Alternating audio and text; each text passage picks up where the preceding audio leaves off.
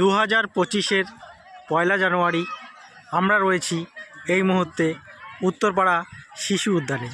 আমরা জেনে নিব মোহাম্মদ রুবেলের কাছে উত্তরপাড়া শিশু উদ্যানের এই মুহূর্তে কী খবর রয়েছে, কী পরিস্থিতি রয়েছে, একটু বলুন। গোটা নভেম্বর ডিসেম্বর চলে গেছে, 2024 কিন্তু চলে গেছে 1 জানুয়ারি 2025। দর্শকদের সবাইকে এই নতুন বছরের শুভেচ্ছা। কিন্তু একটি বিষয় না বললে নয় যে সবথেকে শীতলতম দিন কিন্তু এক কথায়, মানে গোটা পশ্চিমবঙ্গ, তার থেকে উত্তরবঙ্গে কিন্তু বেশ কয়েকটি জেলায় যে পরিমাণে আজকে শীত পড়েছে এবং ঠান্ডা দিনের পর দিন বাড়ছে, সেই পরিস্থিতিতেও কিন্তু 8 থেকে 80 একটু আনন্দ উপভোগ করবার জন্য কিন্তু দর্শকরা এখানে সবাই এসছেন এবং তার সাথে সাথে 8 থেকে 80 কেউই কিন্তু বাদ যাচ্ছে না।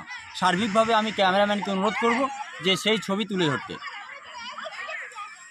আপনার সেই ছবি এই মুহূর্তে দেখতে পাচ্ছেন আমাদের কাছে, যে 1 জানুয়ারি 2025 কিন্তু সব থেকে বেশি শীতলতম দিন।